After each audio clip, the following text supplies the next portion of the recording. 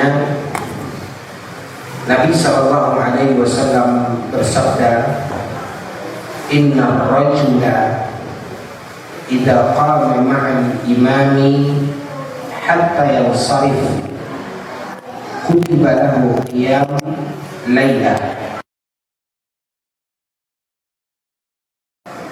Yang dikeluarkan oleh Imam Daud dan yang lainnya, di mana Rasulullah sallallahu alaihi wasallam bersabda, sesungguhnya seorang laki-laki idza qama ma'al imam, apabila dia salat bersama imam, hatta yansarifa, hingga imam selesai, maka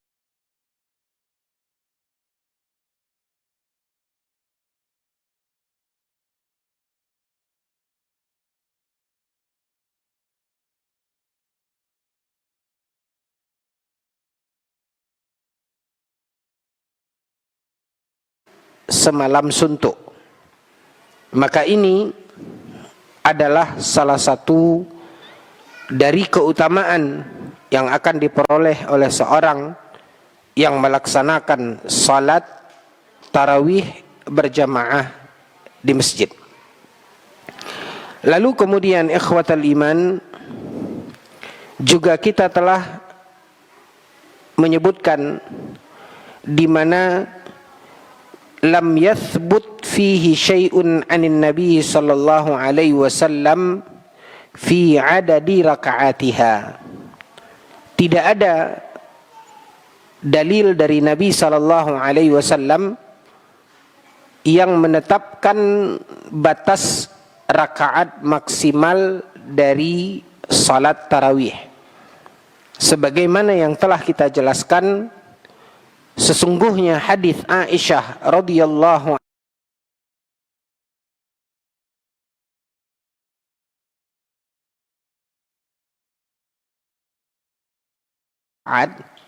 maka hadis ini tidaklah menunjukkan batas maksimal.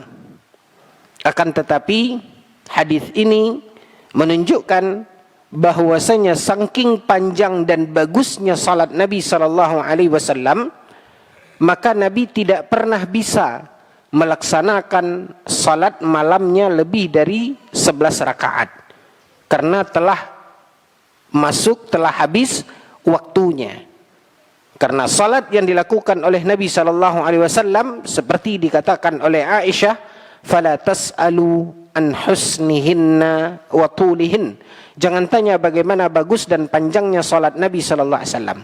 Nah, terkait panjang dan bagusnya salat Nabi ini, sehingga Nabi tidak pernah bisa lebih dari 11 rakaat. Maka hadis ini bukanlah hadis yang menjelaskan tentang batas maksimal dari bilangan rakaat salat malam, yaitu diantaranya juga salat tarawih yang dilakukan oleh Nabi sallallahu alaihi wasallam. Al-amru fi dzalika wasi'. Ya. Jadi terkait tentang jumlah rakaat salat tarawih ini luas, yaitu bebas. Tidak ada batasan akhir dari jumlah rakaat salat malam yang dilakukan oleh Nabi sallallahu alaihi wasallam. Syekhul Islam Ibnu Taimiyah rahimahullahu taala mengatakan, lahu an yusalliya 20 rakaat. Boleh seseorang melaksanakan qiyamul lailnya ini hingga 20 rakaat. Kama huwa masyhurun min madhhabi Ahmad wa Syafi'i. Sebagaimana yang masyhur dalam madhabnya Imam Ahmad dan madhabnya Imam Asy-Syafi'i rahimahumallahu ta'ala. Walahu an yusalliya 36. Bahkan kata Syekhul Islam Ibnu Taimiyah, boleh seseorang bahkan salat sampai 36 rakaat.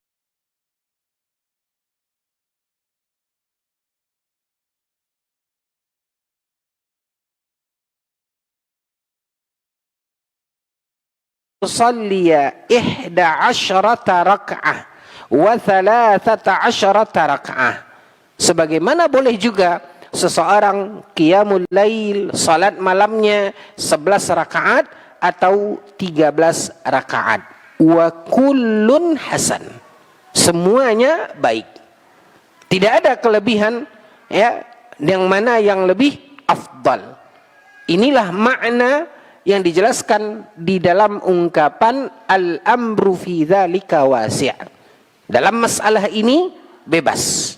Maka seseorang boleh melaksanakannya ya 21 rakaat, ya 23 rakaat sebagaimana mazhab Imam Ahmad dan Imam Syafi'i, kemudian sampai 36 rakaat sebagaimana mazhabnya Imam Malik, atau 11 ataupun 13 rakaat. Wa kullun hasan, kata Syekhul Islam Ibnu Taimiyah.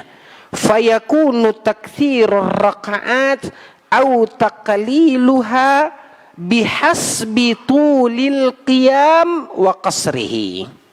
Syekhul Islam Ibnu Taimiyah mengatakan bahwasanya jumlah bilangan rakaat, baik mau dia lakukan itu semakin banyak rakaatnya atau sedikit rakaatnya, maka ini dilihat dari sisi panjang atau pendek lamanya berdiri di dalam melaksanakan salat tarawih tersebut. Jika bacaannya panjang, disedikitkan rakaatnya. Jika bacaannya pendek, maka dibanyakkan rakaatnya. Wallahu ta'ala alam. Inilah pandangan ya, uraian dari Syekhul Islam Ibnu Taimiyah rahimahullahu ta'ala. Nah, kaum muslimin yang dimuliakan oleh Allah, makanya Umar radhiyallahu anhu di masa kekhalifahannya kembali ingin menghidupkan salat tarawih berjamaah, seperti yang tadi sudah juga kita singgung. Maka Umar ibn Khattab, Amirul Mukminin, mengumpulkan kaum muslimin bersama Ubay yang ditunjuk oleh Umar untuk menjadi imam. Shalla bihim 20 raka'ah.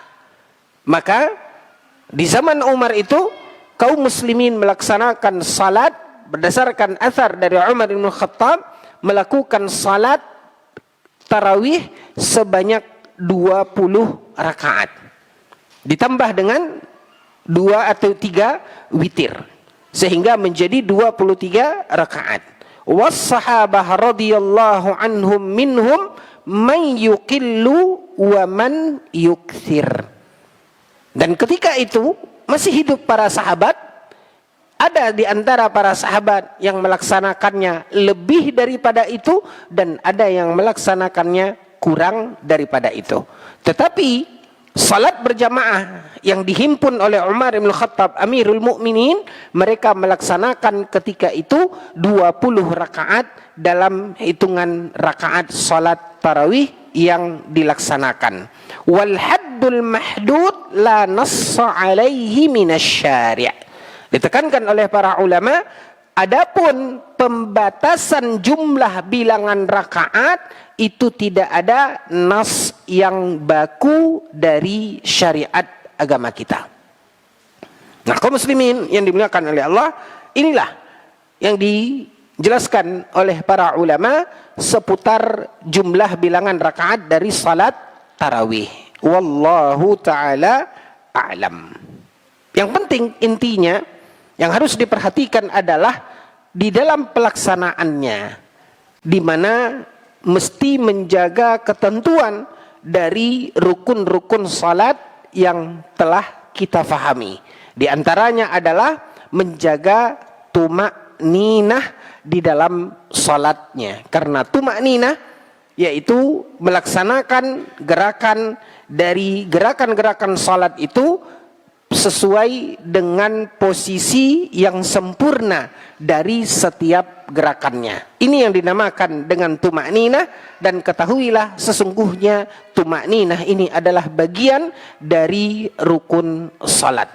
Maka jika seseorang mengejar jumlah bilangan rakaat yang banyak, namun dia laksanakan tidak dengan tumakninahnya, maka salatnya tidak sah. Wallahu ta'ala a'lam. Pada poin ini bisa difahami atau masih ada yang ingin ditanyakan? Tafadhal, silahkan.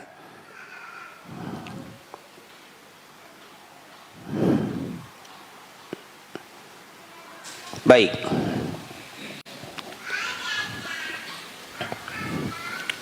Ya, silakan Pak. Assalamualaikum warahmatullahi wabarakatuh. Saya di dalam satu masjid itu melaksanakan tarawih di sore hari dilaksanakan sholat tarawih. Di tengah malam dia lagi boleh kita ikutin keduanya. Tidak boleh Pak. Sore hari belum waktunya sholat tarawih. Maksudnya udah habis sisa gitu ya. Oh habis isya itu udah malam tuh Pak. Kalau sore hari tidak boleh. Ya. Kalau yang Bapak maksudkan sore hari adalah setelah salat Isya, ya, setelah salat Isya. Di satu masjid dilaksanakan salat tarawih. Lalu kita salat bersama dengan imam di masjid itu.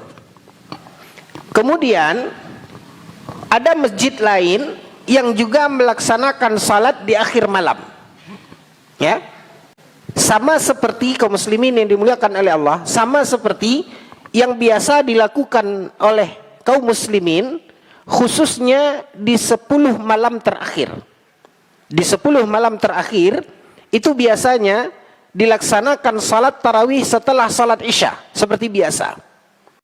Setelah salat Isya dilaksanakan salat tarawih seperti biasa. Mereka melaksanakannya begitu juga seperti di Masjidil Haram dan Masjid Nabawi.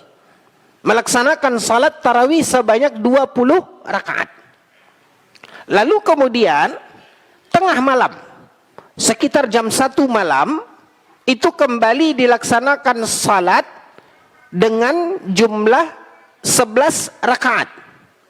Ya, dengan jumlah 11 rakaat atau 13 rakaat. Itu biasanya di 10 malam terakhir dilaksanakan itu. 20 rakaat setelah Isya, 20 rakaat setelah Isya, ya, itu tidak ada witir.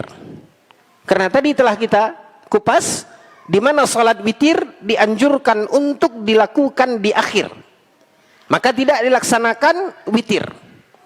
Nah, jam 1 malam kembali mereka salat 13 rakaat, juga menyelesaikan 1 juz bacaan dan ditutup dengan salat witir sehingga berjumlah 33 rakaat, ya, sehingga berjumlah seperti itu. Nah, pertanyaannya, bolehkah kita melakukan itu? Boleh. Makanya tadi kita mengatakan bahwasanya tidak ada batasan dalam maksimal jumlah bilangan rakaat salat malam. Makanya dilaksanakan itu. Ya, seperti pelaksanaan yang tadi. Nah, kalau pendapat yang diikuti oleh Syekh Albani rahimahullahu taala di mana tidak boleh lebih dari 11 rakaat karena Nabi tidak pernah melakukan lebih dari 11 rakaat, maka kaum muslimin yang dimuliakan oleh Allah, jawabannya boleh apa tidak?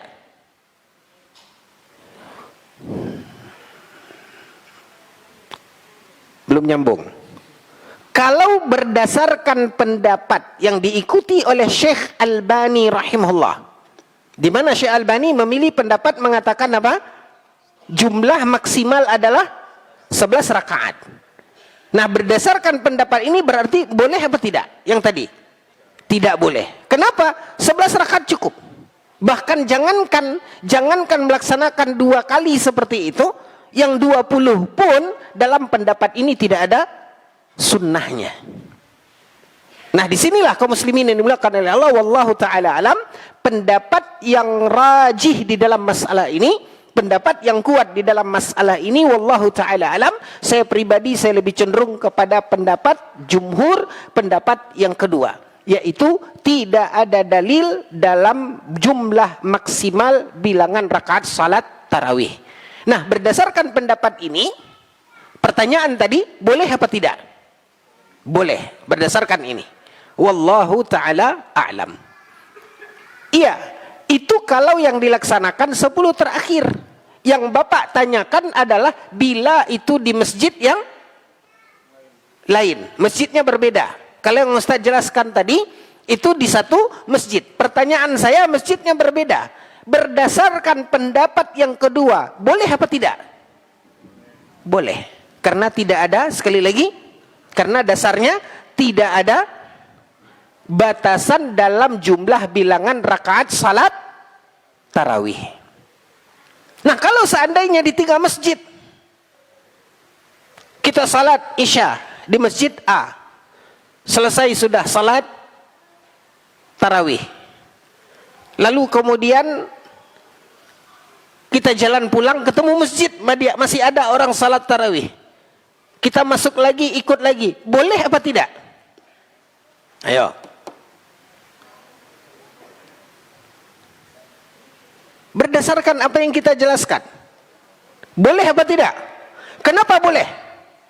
Karena tidak ada dalil yang menjelaskan batasan akhir, tapi tidak dianjurkan. Kenapa? Salatnya antum di satu masjid bersama imam sampai selesai, itu sudah sama dengan tercatatnya antum mendirikan qiyamul lail semalam suntuk. Jadi begitu. Tapi kalau pertanyaannya, boleh enggak Ustaz? Boleh. Kenapa? Enggak ada batasannya. Jadi harus kita fahami, tapi tidak dianjurkan. Wallahu ta'ala a'lam. Ada lagi pertanyaan? Baik, kita lanjutkan. Ya. Berarti Ustaz, yang pendapat yang kedua tadi itu tidak mencontoh kayak yang dilakukan Nabi, Ustaz. Ya, maksudnya? Yang pendapat yang tidak ada batasan tadi. Ya. Memang tidak pernah melakukan lebih Islam. Ya. Jadi begini. Berarti kalau kita mengikuti pendapat yang mengatakan tidak ada batasan maksimal, sementara Nabi hanya melaksanakan berapa? 11 rakaat. Nah, ikhwatal iman, ketika kita lihat ini berarti pendapat ini adalah pendapat yang tidak mengikuti apa yang dilakukan oleh siapa? Oleh Nabi. Betul. Berarti pendapat ini tidak mengikuti apa yang dilakukan oleh Nabi. Tetapi ikhwatal iman, apakah sunnah Nabi sallallahu alaihi wasallam membatasi jumlah bilangan rakaat? Ini pertanyaannya. Dan ini permasalahannya. Karena satu amalan yang dilakukan oleh Nabi sallallahu alaihi wasallam ketika yang Nabi lakukan itu bukanlah batasan yang mau tidak mau harus kita ikuti, ya, maka ikhwatal iman bukan berarti kita keluar dari sunnah Nabi. Karena sunnah Nabi, walaupun Nabi melaksanakannya 11 rakaat, tapi perlakuan Nabi ini bukan membatasi. Tapi perbuatan Nabi ini ada sebabnya. Apa sebabnya? Karena tidak bisanya dan tidak ada waktunya Nabi untuk melakukan lebih dari 11 rakaat. Untuk lebih jelas, kita berikan contoh yang lain. Di dalam pelaksanaan cara ibadah haji. Cara ibadah haji.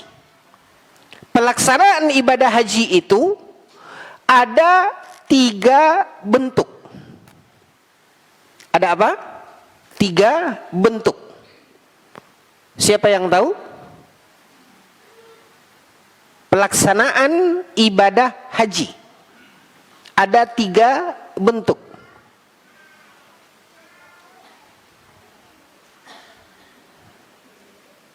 Ini diagendakan nih Ustaz. Manasik haji. Ada namanya haji ifrat. Lanjut. Haji qiran. Haji tamattu'. Haji ifrat. Haji qiran. Haji tamattu'. Yang Nabi lakukan yang mana? Yang Nabi lakukan adalah haji.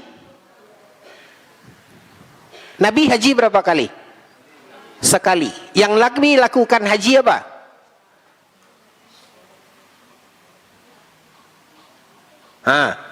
Ayo. Haji qiran. Nabi melaksanakan ibadah haji, yaitu haji qiran.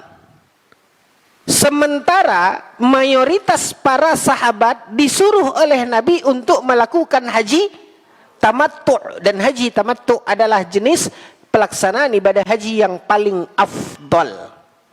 Sedangkan Nabi melaksanakan haji apa? Haji qiran.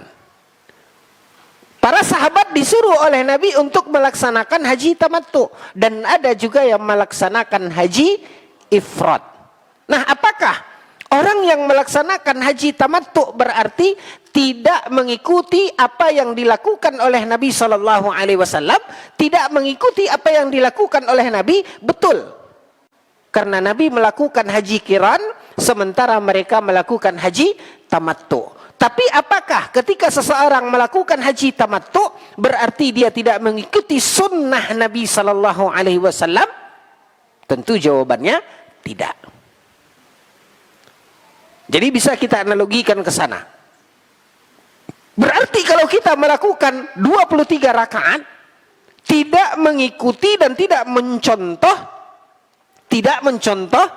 apa yang dilakukan oleh Nabi Shallallahu Alaihi Wasallam dalam hal ini, betul. Tapi apakah di sini berarti kita menyelisihi sunnah Nabi? Ini yang harus kita fahami.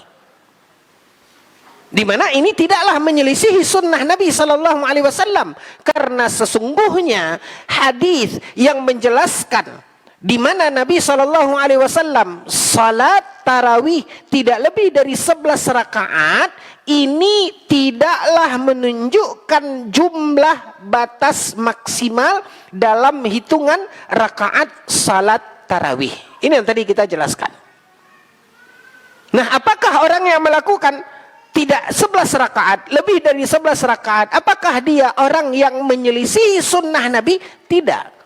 Karena sunnah Nabi tidak ada batasan dalam jumlah bilangan rakaat maksimal salat tarawih. Tapi kalau kita katakan dia berarti tidak melaksanakan apa yang dikerjakan oleh Nabi, betul. Tapi ini tidaklah menyelisihi dan tidaklah keluar dari konsep sunnah Nabi Sallallahu Alaihi Wasallam. Wallahu ta'ala a'lam. Ada lagi?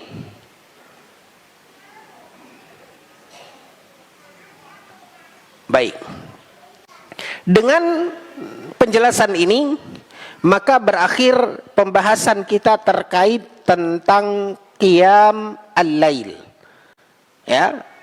Berakhir pembahasan kita tentang qiyam al-lail. Ikhwatal iman, mari kita masuk pada pembahasan siyam. Kalau tadi pembahasan qiyam, maka masuk kita kepada pembahasan siyam.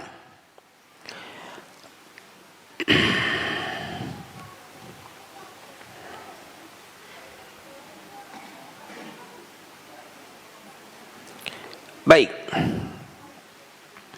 Sebagaimana kita ketahui dari contoh pertanyaan tadi, dalil tentang kewajiban puasa di bulan Ramadan, di mana Allah Subhanahu wa taala berfirman, "Faman syahida minkumus syahra falyasum."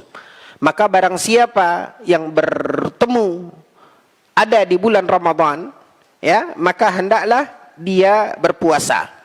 Maka di sini datang perintah dari Allah Subhanahu wa taala, dan al-aslu fil amri lil wujub. Hukum asal dari perintah itu adalah wajib. Kemudian dari hadis Nabi sallallahu alaihi wasallam, hadis yang masyhur ketika Nabi menjelaskan bunyal Islamu ala khams, agama itu dibangun di atas 5 tiang, 5 rukun. Dan di antaranya Nabi sallallahu alaihi wasallam menyebutkan siam Ramadan, atau dalam riwayat yang lain saum Ramadan. Ya, ini yang menunjukkan bahwasanya puasa Ramadan adalah bagian dari salah satu di antara rukun iman di dalam rukun Islam di dalam agama kita. Dan hadis-hadis yang menunjukkan tentang kewajiban puasa Ramadan begitu masyhur dan begitu banyak sekali, yang tidak diragukan lagi terkait tentang hukum wajib dari puasa di bulan Ramadan. Kewajiban puasa Ramadan juga menjadi ijma' di kalangan kaum muslimin, dan tidak ada perbedaan pendapat di dalam masalah ini. Konsensus umat, konsensus para ulama menyebutkan tentang wajibnya puasa Ramadan. Nah, kaum muslimin yang dimuliakan oleh Allah, hikmah dari puasa Ramadan ini sangat banyak sekali, ya, di mana dapat kita rasakan manfaat dari puasa Ramadan, baik untuk diri ataupun dalam sisi sosial kemasyarakatan. Banyak sekali faedah dan manfaat dari ibadah puasa tersebut, yang intinya adalah tazkiyatan linnafs, yang intinya adalah untuk membersihkan diri kita, ya, tazkiyah linnafs, dan faedah-faedah dan manfaat yang lainnya wallahu taala a'lam. Seperti tadi juga telah kita jelaskan, penentuan dan penetapan masuknya awal Ramadan adalah dengan ru'yah. Kemudian juga bila ada yang telah melihat hilal, maka dia pun menyampaikan, ya, dia pun menyampaikan. Ini bagian dari sumber, mungkin kita tidak melihat hilal, tapi ada orang lain yang menyaksikan hilal, maka ini berarti ditetapkan berdasarkan penyampaian orang yang melihat hilal tadi. Yang ketiga, kalau seandainya tidak terlihat hilal karena cuaca yang mendung, maka langkahnya adalah dengan menyempurnakan hitungan bulan sebanyak 30 hari. Seperti yang tadi telah kita jelaskan dan uraikan.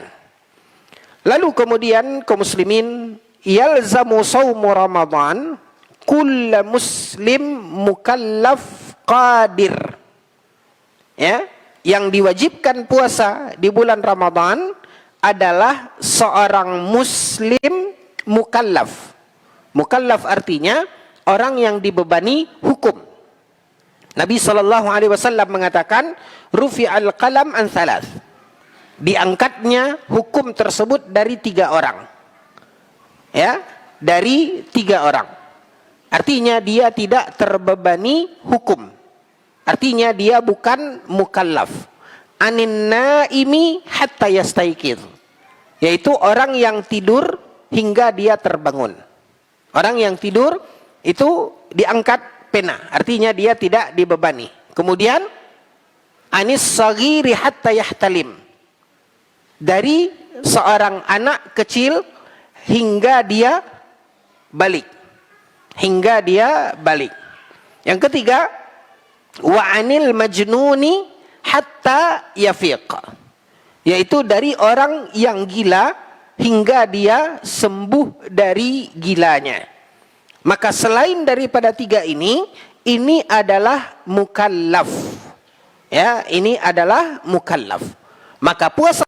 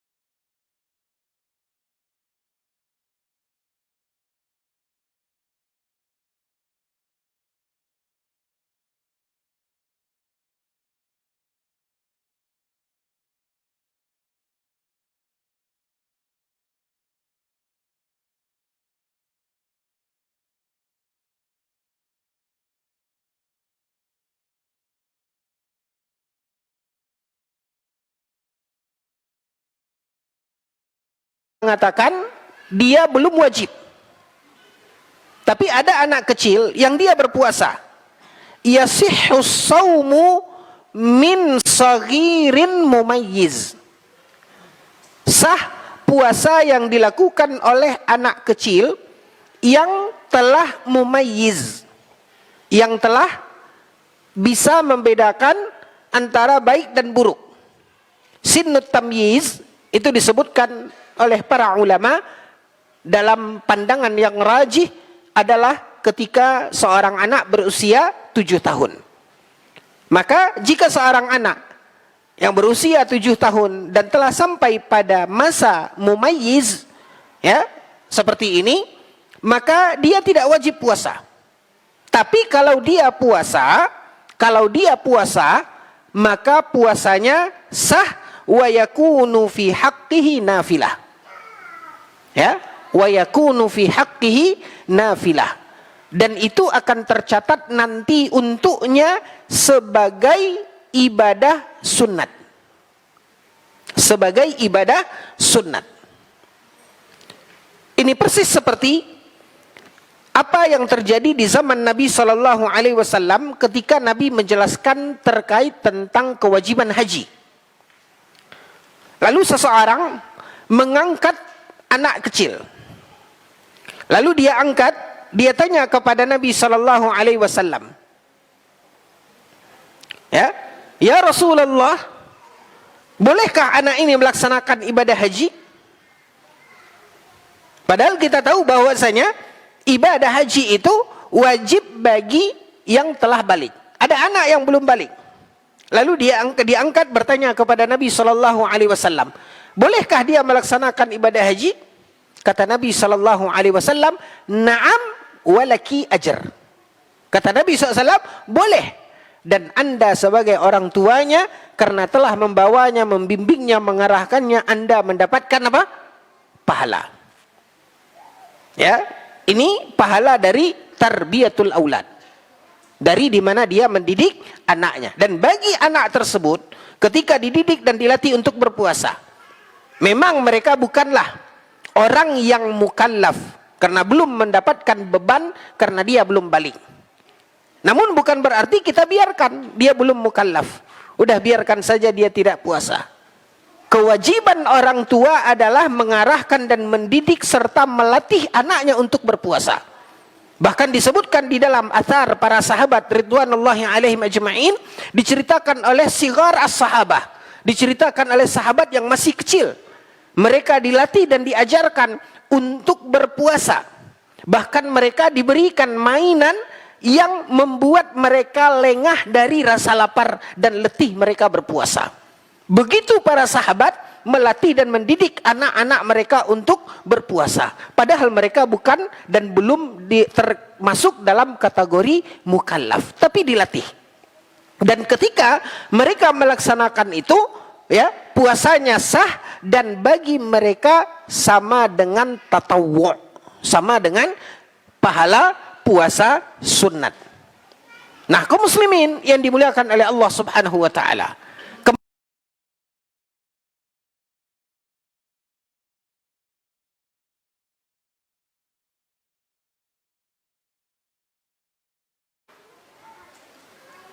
jika pelaksanaan ibadah hajinya sah, maka itu menjadi ibadah tatawwu' baginya, ibadah sunat baginya, dan orang tuanya mendapatkan pahala sesuai dengan hadis Nabi. Walaki ajr, kata Nabi. Dan ketika dia telah dewasa, kewajiban hajinya masih ada. Kewajiban hajinya tidak gugur. Kalau dia sudah dewasa dan telah memenuhi syarat serta kewajiban untuk melaksanakan ibadah haji, ya, maka dia kembali wajib menunaikan ibadah hajinya. Belum terhitung sebagai ibadah haji yang menutupi kewajiban dia sebagai seorang muslim. Wallahu ta'ala a'lam.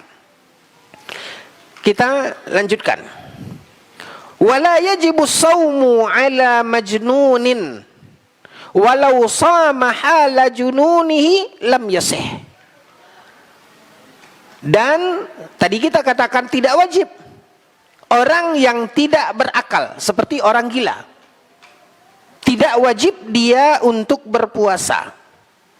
Lau sama hala jununihi, kalau ada orang gila lalu dia puasa, lam yasih minhu li'adamin niyah, maka tidak sah puasa orang gila tersebut.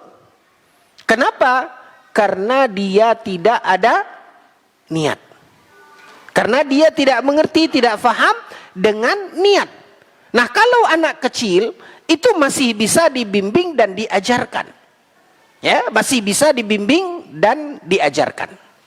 Karena kaum muslimin yang dimuliakan oleh Allah Subhanahu wa taala, ya, bahwasanya di dalam melaksanakan ibadah,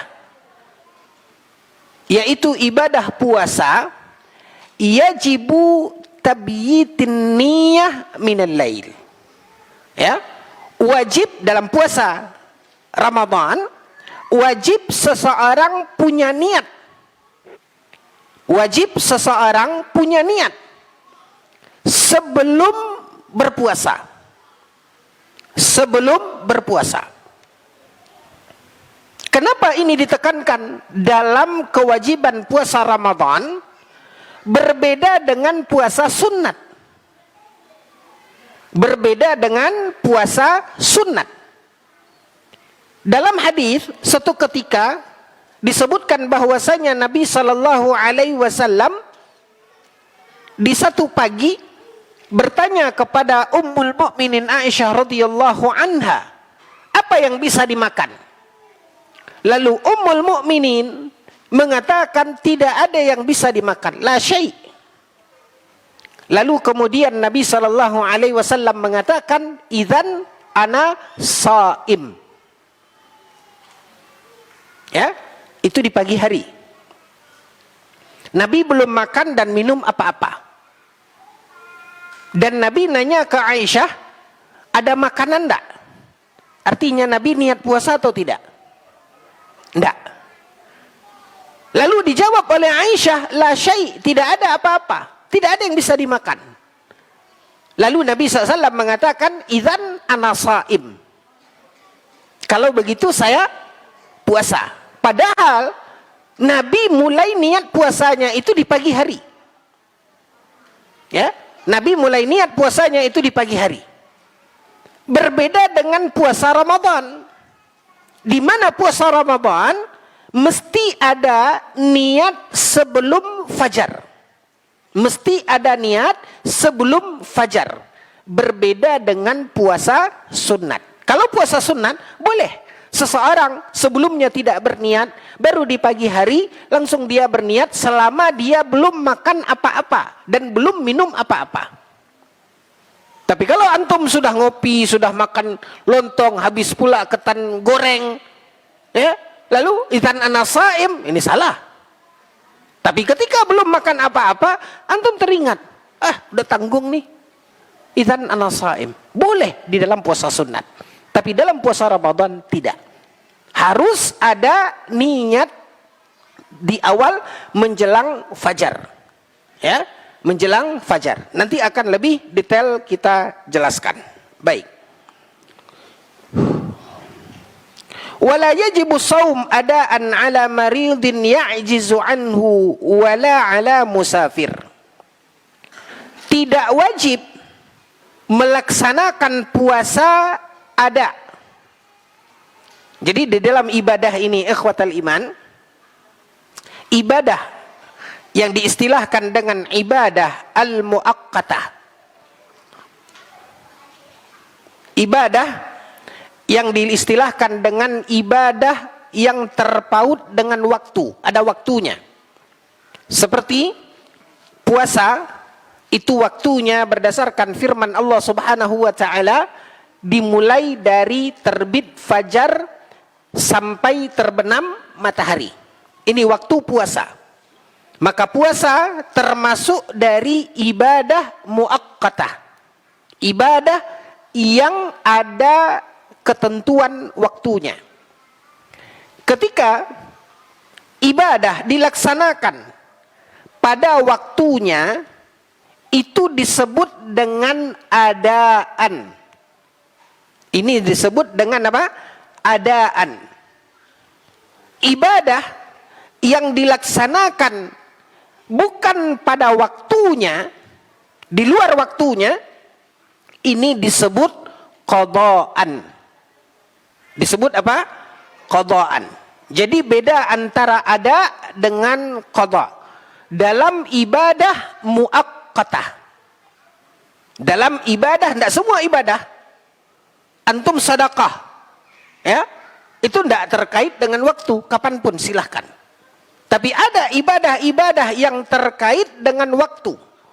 Maka ketika dilaksanakan pada waktunya, itu disebut adaan, dan ketika dilaksanakan di luar waktunya, itu disebut qadaan. Baik. Wala yajibu shaumu adaan. Tidak wajib melaksanakan puasa pada waktunya. Ala maridin ya'jizu anhu. Pada orang sakit yang susah untuk berpuasa, yang berat baginya berpuasa. Dia termasuk yang wajib untuk melaksanakannya. Dia termasuk mukhatab, yang dihimbau, yang diwajibkan. Tetapi karena sakitnya, sehingga dia tidak bisa melaksanakan puasa pada waktunya, maka dia tidak wajib melaksanakan puasa pada waktunya itu. Kenapa? Karena dia punya uzur, yaitu sakit yang berat baginya berpuasa. Atau seorang musafir. Dia wajib puasa, tapi tidak wajib pada waktu itu. Kenapa? Karena dia punya apa? Uzur. Apa uzurnya? Yaitu sakit, yaitu penyakit yang sulit bagi dia kalau dia berpuasa. Penyebab yang kedua, uzur yang kedua adalah bagi seorang musafir. Wa yaqdiyanihi hala zawali udhril maradi was safar. Makanya dia wajib melaksanakannya di luar waktunya. Di luar waktunya. Dan ini yang disebut tadi dengan apa? Qadaan. Ketika uzurnya telah hilang. Ketika dia telah sehat, ketika dia tidak safar lagi, maka dia wajib menunaikan ibadah puasa itu qadaan. Jadi antum harus bedakan, fahami istilah adaan dan qadaan. Allah Subhanahu wa taala berfirman, "Faman kana minkum maridan aw ala safarin fa'iddatum min ayyamin ukhar." Fa'iddatum min ayyamin ukhar. Orang yang punya uzur, yaitu seperti orang yang sakit atau orang yang dalam perjalanan, sehingga dia tidak melaksanakan karena uzur ini, dia tidak melaksanakan kewajiban puasa Ramadan adaan, yaitu di waktunya, di harinya, di jamnya, di harinya. Ya. Lalu Allah Subhanahu wa taala mengatakan fa'iddatum min ayyamin ukhar. Maka dia wajib mengqadanya, menggantinya di hari yang lain. Maka ketika dia melaksanakan ibadah puasanya ini di hari yang lain, itu yang disebut dengan apa? Qadaan. Wallahu ta'ala a'lam. Wal khitabu bi ijabis siyam. Yang dipanggil terkait tentang kewajiban puasa, yang dipanggil tentang kewajiban puasa Ramadan, maksudnya yang wajib melaksanakan puasa Ramadan, yashmulu, ini mencakup al-muqim, al-musafir, as-sahih, al-marid, at-tahir, al-haid, an-nufasa, wal mughma alaihi.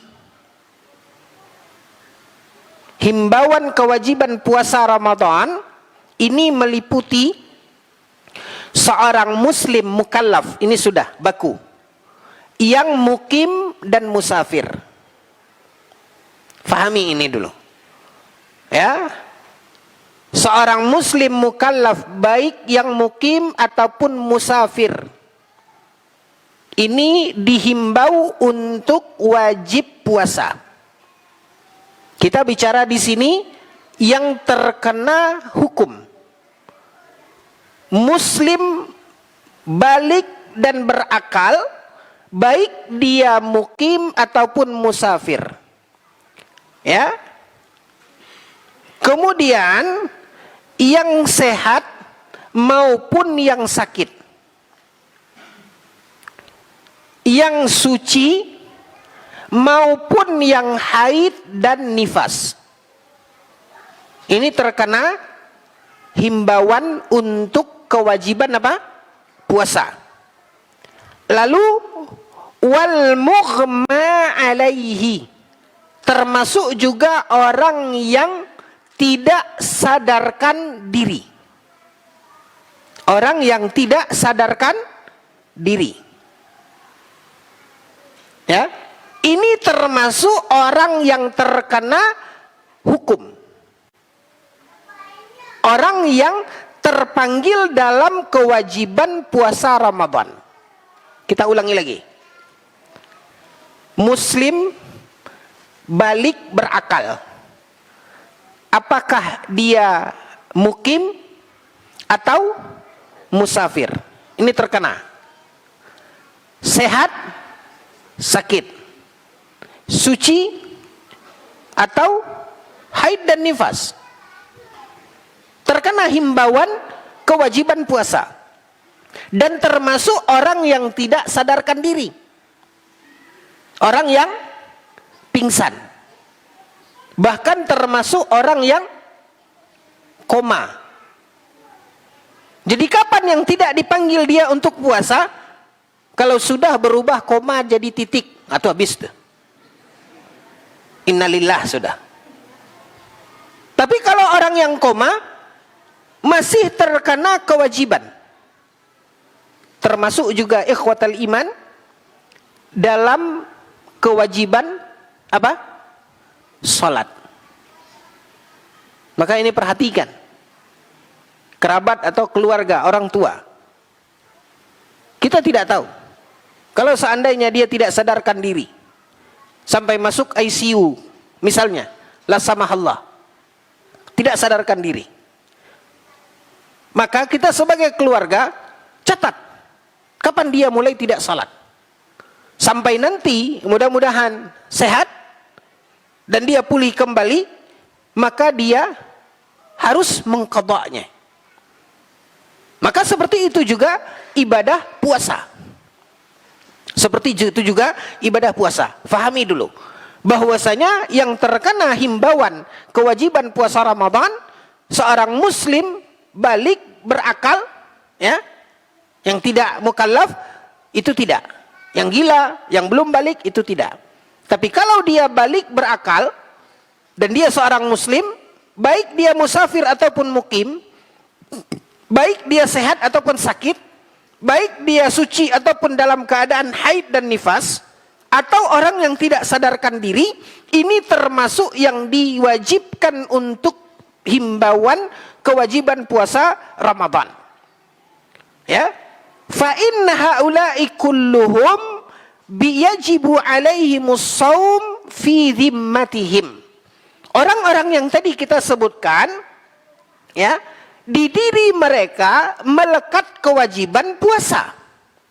Bihaitsu innahum yukhatabuna bis-shaum. Kenapa? Karena mereka dihimbau untuk wajib puasa. Ya. Sehingga kewajiban puasa itu menempel di pundak mereka. Ya, menempel di pundak mereka. Hanya saja, ya, orang yang musafir, orang yang sakit, Orang yang haid dan nifas, orang yang tidak sadarkan diri, mereka tidak bisa melaksanakannya secara adaan, tapi kewajiban itu lekat di pundak mereka. Makanya mereka wajib nanti melaksanakannya. Tidak bisa adaan, maka dia wajib melaksanakannya qadaan. Sampai di sini. Ada pertanyaan? Silahkan.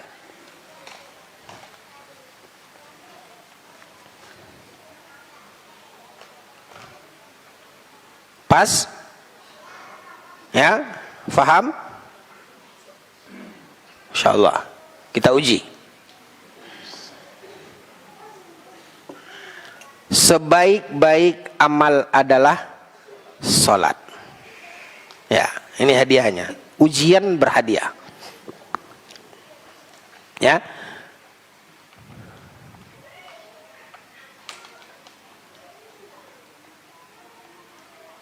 Tadi kita katakan orang yang tidak sadarkan diri,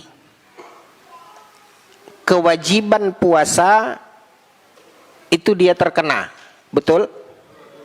Kewajiban salat terkena, betul?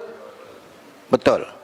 Makanya kita katakan kalau dia sudah sadar, apa yang wajib dia lakukan? Hah? Belum pertanyaannya, Pak. Apa yang dia lakukan? Dia melakukannya qada. Apa yang dia qada? Puasanya. Dan dikatakan di dalam hadis Aisyah. Ini baru pertanyaan, Pak. Dikatakan dalam hadis Aisyah, kunna nu'maru bi qada'is siyam wala nu'maru bi qada'is salah. Aisyah mengatakan, kami diperintahkan untuk mengqadha puasa, tapi tidak diperintahkan untuk mengqadha salat. Ini kata siapa? Kata antum tadi, orang pingsan, qadha puasa, terus kata Aisyah,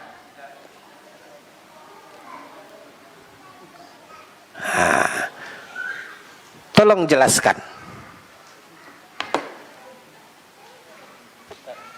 Silakan. Itu di kodo, puasanya di kodo, yang tidak di kodo itu tentang masalah haid itu, Ustaz. Haid gimana mengkodoknya, Pak? Ketika dia masalah haid itu kan dia kan tidak melakukan sholat itu. Ya. Selesai haid itu yang sholat atau tidak. Saya paham. Saya bantu Bapak menyusun kata-kata. Hadis Aisyah itu terkait ketika seorang wanita haid dan nifas. Maka terkait haid dan nifas, seorang wanita yang haid dan nifas, dia tidak salat, dia tidak puasa. Maka terkait haid dan nifas ini, puasa diqadha, salat tidak. Jadi hadis Aisyah ini tidak berlaku dalam kasus al-mughma alaih. Dalam kasus orang yang tidak sadarkan diri tadi. Jadi tidak bersinggungan perkataan Aisyah dengan orang yang tidak sadarkan diri.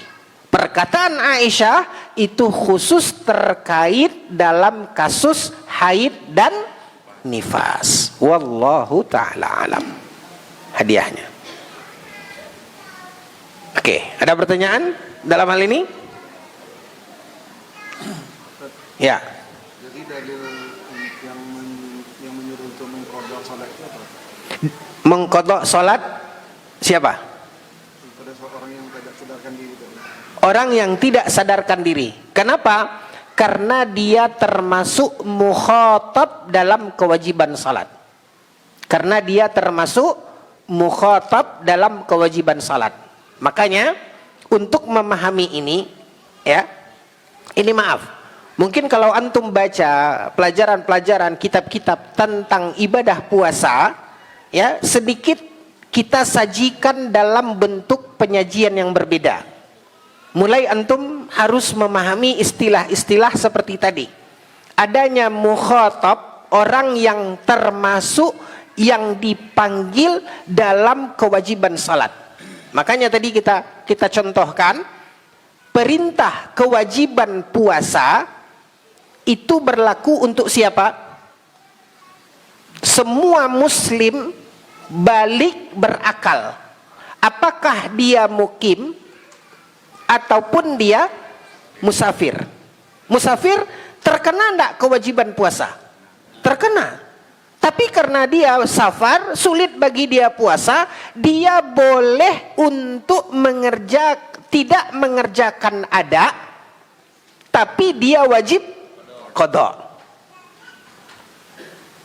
Nah, begitu juga tadi kita katakan muslim balik berakal. Ya. Termasuk di sana siapa? Yaitu orang yang musafir mukim, sehat sakit, orang yang suci ataupun yang haid dan nifas, dan termasuk al-mughma alaih. Itu yang disebutkan oleh para ulama. Maka dasarnya, alasannya, buktinya orang yang mughma alaih di bulan Ramadan dia tidak berpuasa. Kenapa? Dia tidak sadar. Dia tidak sadar. Maka dia tidak melaksanakannya, tapi dia termasuk yang apa? Yang wajib. Hanya saja dia tidak melaksanakannya secara ada, makanya dia kemudian melaksanakannya qada.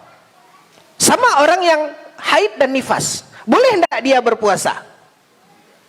Orang yang haid dan nifas, boleh tidak dia berpuasa? Tidak. Tidak boleh dia berpuasa. Kalau dia puasa, tidak sah. Tidak sah. Boleh enggak orang yang haid dan nifas salat? Enggak. Kalau dia salat, berdosa. Kalau dia salat, berdosa. Nah, di sini kaum muslimin yang dimuliakan oleh Allah, coba kita memahami dari jalur di mana dia termasuk yang diperintahkan atau tidak. Dia termasuk yang diperintahkan atau tidak. Kalau kita katakan dia tidak termasuk yang diperintahkan, yang dihimbau, maka dia tidak wajib wala adaan wala qadaan. Kenapa? Bukan dia, kan gitu. Saya enggak dipanggil. Maka dia tidak bisa disuruh untuk melaksanakannya adaan, dan juga tidak bisa disuruh untuk melaksanakannya qadaan. Kenapa? Dia tidak termasuk yang dihimbau. Ini dia dari sisi al-mukhatab yang kita sebutkan tadi. Nah, apa dasarnya? Ya, yang kita sebutkan tadi, ini termasuk kepada bagian mukhatab. Ini termasuk kepada bagian yang dipanggil untuk melaksanakannya. Makanya mereka diperintahkan untuk mengqadanya. Nah, apa contohnya? Terkait salat, untuk lebih detail. Terkait salat. Seorang yang tidur. Seorang yang tidur. Dia tertidur. Kita tahu di masa tidurnya ini, dia tidak wajib. Dia tidak berdosa. Orang tertidur, Pak, lewat sholat, berdosa apa tidak? Tidak. Tapi orang tidur ini masuk tidak dalam mukhatab kewajiban sholat? Kenapa? Apa buktinya? Apa dalilnya? Nabi SAW mengatakan, ya, man nama, atau dalam riwayat yang lain, an-naimu anis salah. Ya, dalam riwayat yang lain dikatakan man nama au nasiya, orang yang tertidur atau lupa, fal yusalliha idza dzakaraha. Maka orang yang tertidur dan orang yang lupa, kapan dia baru salatnya?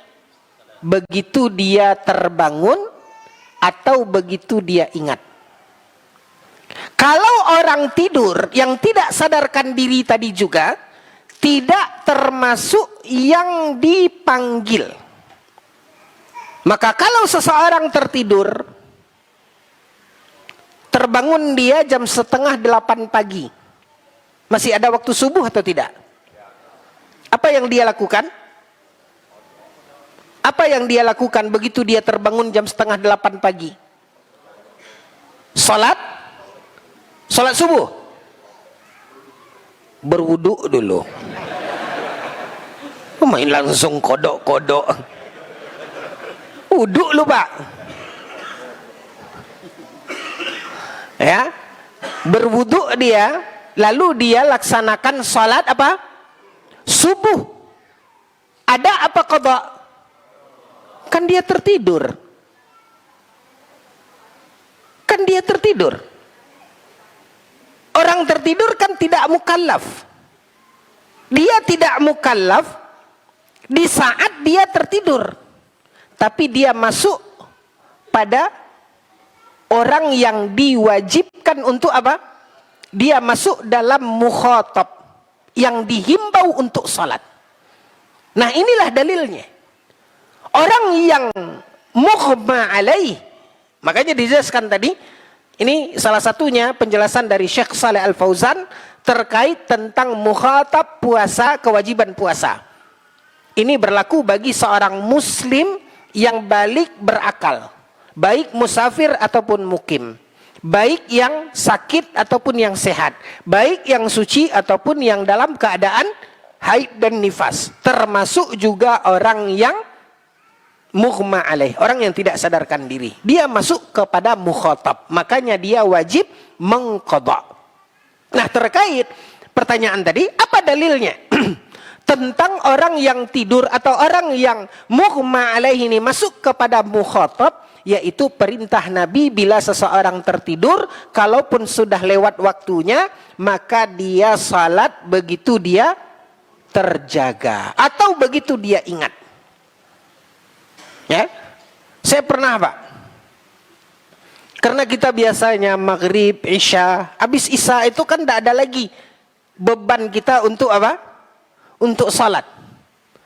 Nah, kadang-kadang karena satu hal tertunda salat isya kita tidak bisa salat isya.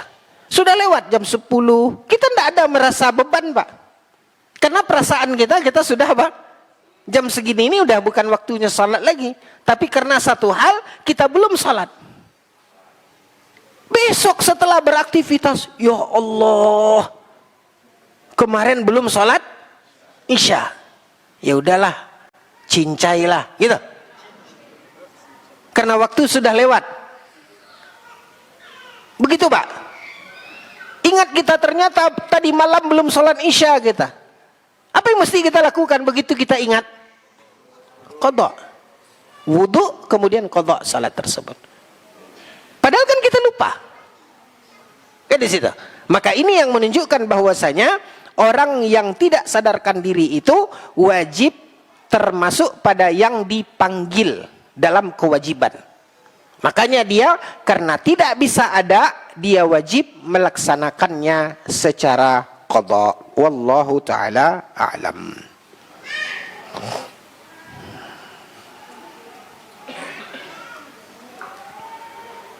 Oke.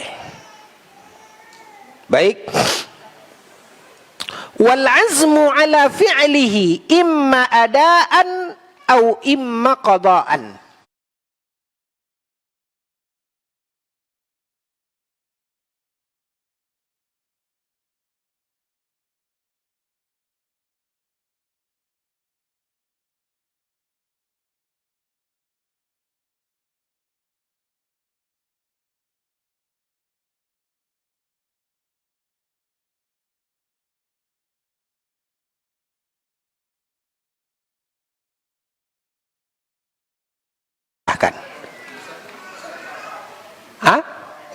Yaitu musafir. Dia boleh memilih antara ada dan qadha. Jadi seorang yang safar, dia boleh puasa, boleh tidak puasa. Kalau dia tidak puasa, berarti dia memilih qadha. Tapi mana yang lebih afdal bagi orang musafir tadi? Puasa atau tidak? Masih jawaban Pak. Ini baru kulit dapat. Yang afdal bagi dia adalah tergantung kondisi dirinya. Jika mampu dia berpuasa dan tidak memberatkan bagi dia puasa, maka puasa lebih baik. Tapi kalau dia tidak mampu dan sulit bagi dia berpuasa, maka lebih afdal dia qadha. Lebih afdal bagi dia qadha. Pertanyaan terakhir, ini kulit belakangnya. Tadi kulit depan, isi dan kulit belakang. Pertanyaan terakhir. Apa dalilnya?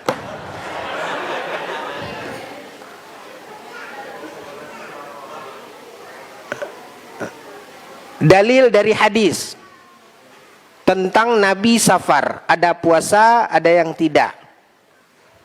Terus ada yang pingsan. Terus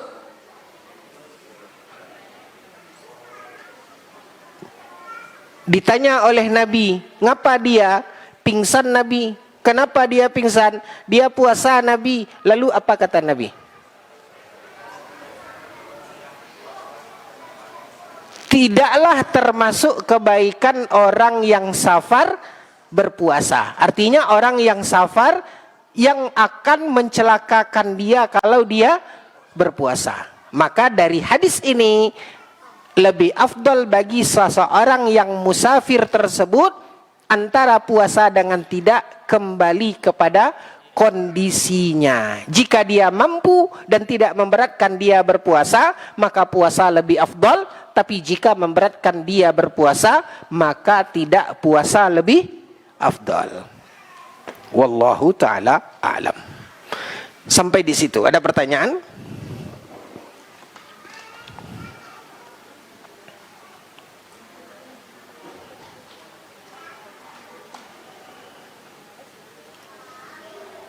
Ya. Silakan. Ya.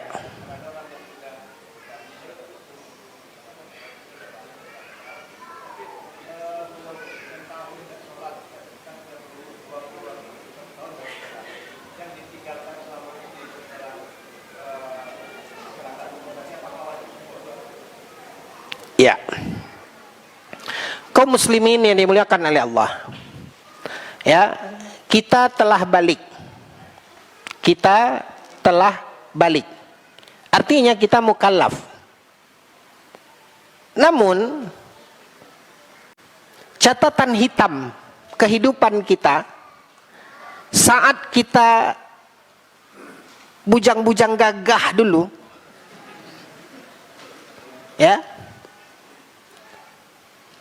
lewat aja Pak sholat, lewat aja puasa. Artinya kita meninggalkannya dengan apa? Sengaja. Alhamdulillah Pak. Hah? Ketika si bujang yang gagah tadi tinggal bujangnya saja lagi, ya, baru takana sholat, kan gitu. Nah, bagaimana dengan sholat waktu si bujang dulu masih gagah? Apakah juga harus diqadha? Maka di dalam kasus ini, jawaban yang dijelaskan oleh Syekh Abdul Muhsin Al-Abbad, hafizahullah ta'ala. Beliau berdalil dengan ungkapan Aisyah radhiyallahu anha, kunna nu'maru biqada'is siyam wala nu'maru biqada'is salah. Salatnya kaum muslimin cukup dengan taubat. Tapi ingat, ibu-ibu, ketika si Upia masih rancak, dulu lewat puasa, padahal dia telah balik, atau mungkin dia puasa, ketika halangan dia tidak puasa, tidak juga mengqadha. Ini kebanyakan yang terjadi. Ya, saya beberapa majelis taklim ibu-ibu saya bina, itu rata-rata Pak 95% kasus seperti ini. Baru tahu mengqadha itu Pak setelah apa? Setelah mengaji. Dan itu pun yang mau dikodok sudah tidak ada karena puasanya sudah full. Karena si Upiak sudah bergelar nenek. Nah, bagaimana dengan dulu yang tidak dia kodok, wajib kodok? Kunna nu'maru bi qada'is siyam wala nu'maru bi qada'is salah. Syekh Abdul Muhsin Abbad membedakan antara yang kita tinggalkan tadi puasa dengan yang kita tinggalkan tadi apa? Salat. Salat cukup dengan taubat. Tapi puasa tidak cukup dengan taubat, tapi harus diqada'. Wallahu ta'ala alam. Lagi? Kita bantu menghitung. Makanya tadi saya berikan clue-nya. Saya membina beberapa majlis taklim ibu-ibu. Itu ada yang puluhan tahun sudah saya bina majlis taklim ibu-ibu. Kita bantu menghitungkan berapa hutang ibu. Buka kalkulatornya. Saya bantu untuk menghitung. Ya.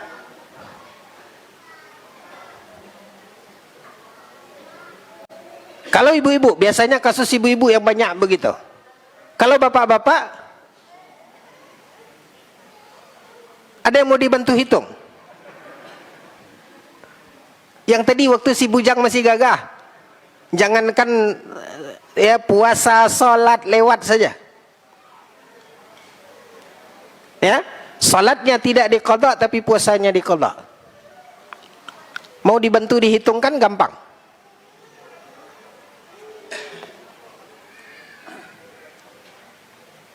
Tergantung kasusnya. Kita bantu hitung. Tidak masalah, Pak. Konsultasi gratis. Ya. Contoh misalnya. Ada orang yang dia puasa. Ini banyaknya kasus ibu-ibu puasa. Alhamdulillah kita terlahir di keluarga muslim. Kita dididik oleh orang tua kita puasa. Ya. Tapi waktu halangan dia tidak puasa. Dia tidak puasa.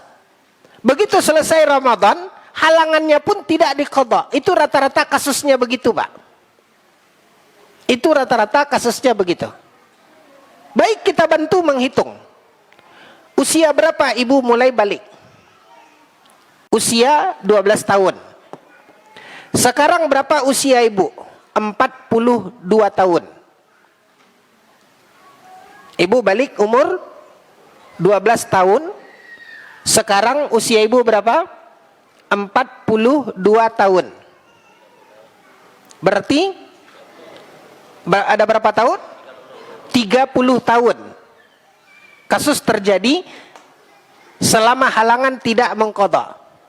Baru tahu sejak mengaji. Kapan ibu mengaji? 5 tahun yang lalu, Ustaz. Kurang 5 tahun.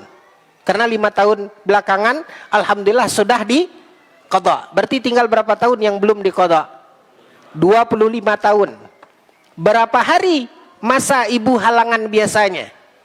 Maksimal 7 hari. Maksimal berapa hari? 7 hari. Dan itu tidak pernah ibu qadha. Selama berapa tahun? 25 tahun. Berarti hitungannya 7 kali 25. Berapa jumlahnya? Segitulah hutang puasa ibu. 7 kali. Kok 12 bulan? Puasa Ramadan tuh setahun sekali. Kalau salat tidak, kan tidak tadi. Makanya disitulah hikmahnya. Kenapa Allah memerintahkan untuk mengqadha puasa, tidak mengqadha salat? Karena salat sulit untuk menghitungnya. Tapi untuk puasa masih bisa. Bang Ujang, yang dulu tidak puasa, berapa umur sekarang? 45. Kapan sudah mulai puasa? Alhamdulillah 5 tahun yang lalu. Kapan Bang Ujang balik? Umur 10 tahun. Berarti berapa tahun tidak puasa? 30. Berapa hari puasa dalam setahun? 30. Berarti itulah hutang puasa.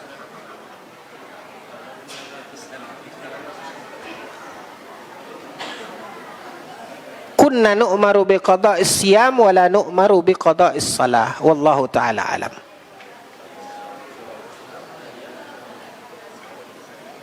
Tapi sebagian para ulama, nah ini, sebagian para ulama ada juga yang berpendapat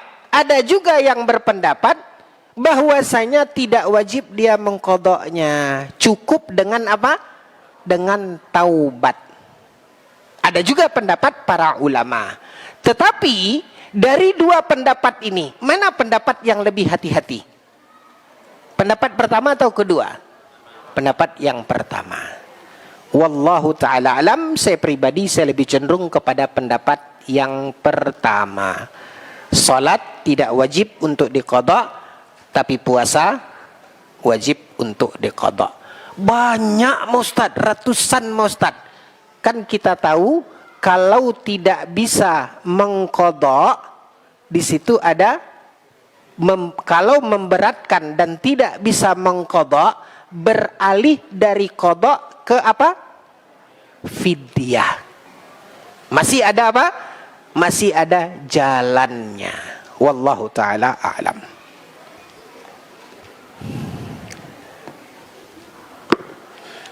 Baik, sebelum kita tutup sesi ini,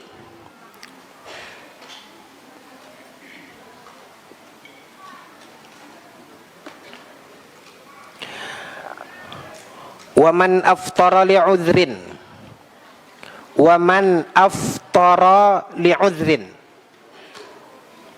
orang yang tidak puasa karena uzur. Apa uzurnya tadi, Pak? Dia tidak puasa, dia dipanggil, tapi dia tidak puasa. Kenapa? Karena uzur.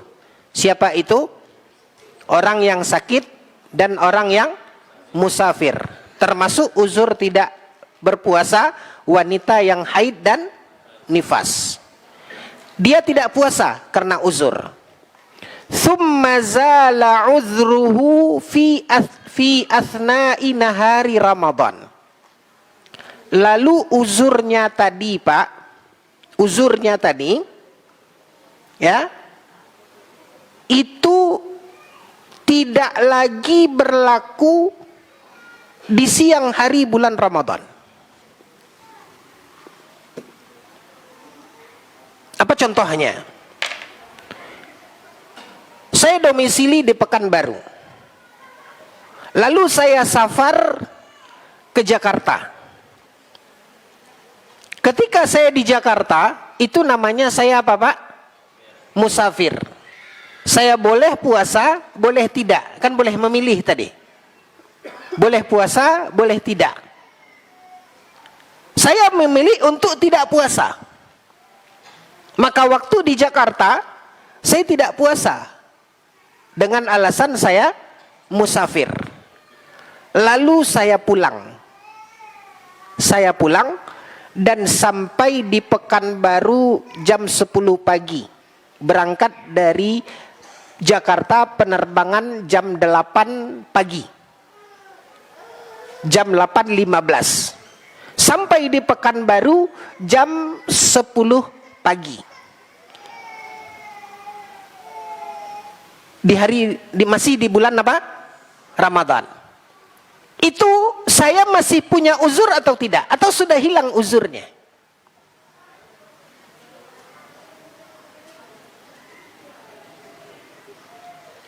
Saya masih musafir atau tidak? Enggak. Itu bukan lagi musafir, tapi mantan musafir. Sementara uzurnya apa, Pak? Musafir. Saya sudah kembali ke tempat saya mukim. Maka sudah lepas status musafir. Jadi, yang harus kita pahami, Pak, istilah uzurnya. Uzur bagi musafir. Saya hari ini misalnya bulan Ramadan, nanti berangkat pesawat jam 3. Pesawat jam 3. Waktu sahur, boleh enggak saya enggak sahur? Saya udah beli tiket, Pak, nanti jam 1 atau jam 2 siang saya terbang. pas sahur, boleh enggak saya tidak puasa? Anda enggak sahur lah. Kenapa? Kan nanti saya berangkat. Boleh enggak? Enggak, karena belum ada uzur. Uzurnya adalah bagi musafir. Sementara di pagi itu Anda belum, baru apa? Calon musafir. Belum musafir. Fahami Pak? Jadi uzurnya itu bagi siapa? Bagi musafir. Fahami? Ya? Kalau dia belum safar, itu belum dikatakan musafir. Itu baru calon musafir. Kalau dia sudah pulang, itu tidak lagi dikatakan musafir. Tapi apa Pak? Mantan musafir. Nah, dalam kasus ini, kita bacakan. Man aftara li'udhrin. Orang yang dia berbuka, artinya tidak puasa. Karena uzur. Uzurnya tadi sudah kita tahu, sakit, safar. Ya, sakit dan safar. Kemudian wanita yang haid dan nifas. Itu uzurnya. Sehingga dia tidak puasa. Lalu, zala udhruhu fi athna'i nahari Ramadan. Lepas uzurnya tadi, hilang uzurnya tadi, di siang hari bulan Ramadan. Kal musafiri yaqdumu min safarihi. Seperti orang yang pulang dari apa Pak? Dari safarnya. Dalam contoh tadi, dia safar di Jakarta, dia tidak puasa. Pulang sampai di daerahnya siang hari. Artinya dia bukan lagi musafir. Atau al-haid wan nufasa tathurani. Atau seorang wanita yang haid dan nifas. Pagi itu dia masih ada darahnya. Dan jam 11 siang sudah kering. Artinya sudah berhenti apanya Pak? Haid dan nifasnya. Jam 11 siang atau jam 1 siang. Ya. Artinya tadi dia di awal dia punya uzur, di tengah hari hilang apanya Pak? Hilang uzurnya. Ya. Atau wal majnuni idza afaqa min jununihi. Atau orang yang gila tadi Pak. Tiba-tiba terdengar azan zuhur, waras sendiri dia Pak. Ya, itu mungkin bisa terjadi. Ya, wasaghiru yablugh, atau seorang anak yang dia balik. Tadi dia tidak puasa karena tidak wajib bagi dia. Lalu siang hari balik dia. Siang hari balik dia. Ini contoh-contoh Pak. Tapi yang realnya seperti contoh tadi. Yaitu orang yang pulang safar atau seorang wanita yang haid dan nifas berhenti haid dan nifasnya di siang hari. Oke Pak? Ketentuannya. Fa inna kullam min haula yalzamul imsak baqiyatal yaum.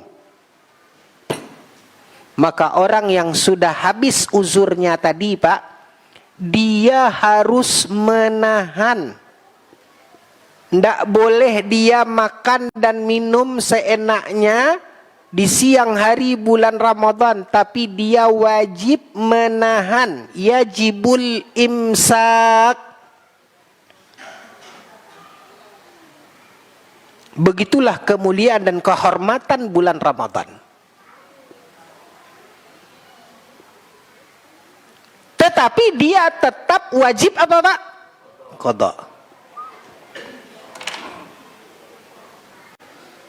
Bisa difahami? Dalam contoh kasus tadi. Nah ini kadang-kadang kita abai. Makanya juga orang yang belum punya uzur, baru akan punya uzur. Tidak boleh Pak, kucek-kucek dia tidak puasa. Saya sudah beli tiket nanti jam 12 mau terbang. Ketika bangun sahur, saya tidak sahur lah. Saya tidak sahur lah. Kenapa? Nanti saya mau pergi. Nanti saya juga nggak puasa, saya kan safar. Tidak boleh. Yajibul imsak. Karena imsak ini kaum muslimin yang dimuliakan oleh Allah, ini terkait juga tentang apa? Tentang kemuliaan dan kehormatan bulan Ramadan. Maka pendapat yang rajih di dalam masalah ini, yajibul imsak wa yaqdi. Dia wajib menahan. Kenapa? Karena tidak ada uzur lagi. Yang boleh makan dan minum adalah orang yang punya uzur. Orang yang tidak lagi punya uzur, zala uzruhu, hilang uzurnya, yajibul imsak. Maka dia wajib menahan baqiyatul yaum. Wallahu ta'ala a'lam. Wa sallallahu ala nabiyyina Muhammad wa ala alihi wa sahbihi wa sallim. Walhamdulillahi rabbil alamin.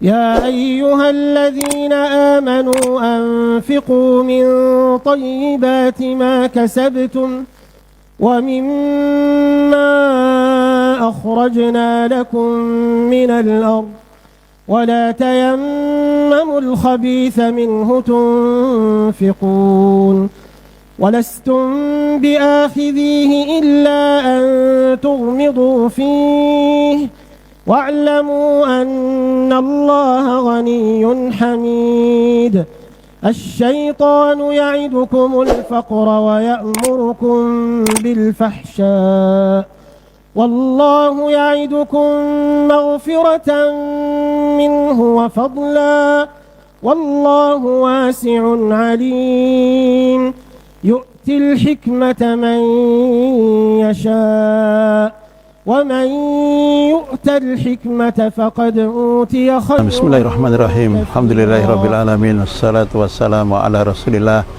Muhammadin wa ala alihi wa sahbihi wa mawala wa ba'd. Hari ini saya berkesempatan berkunjung ke Pasaman, dan siang ini kita bisa mengunjungi televisi Najia. Masya Allah Ta'ala, televisi ini sudah banyak memberikan manfaat kepada Islam dan kaum muslimin yang ada di Pasaman secara khusus dan wilayah-wilayah sekitarnya secara umum. Karena televisi ini sudah pakai satelit, sehingga bukan hanya mereka di Sumatera yang bisa menikmatinya, bahkan di luarnya mereka juga bisa menikmatinya. Ada hal yang penting kita sampaikan kepada para pemirsa.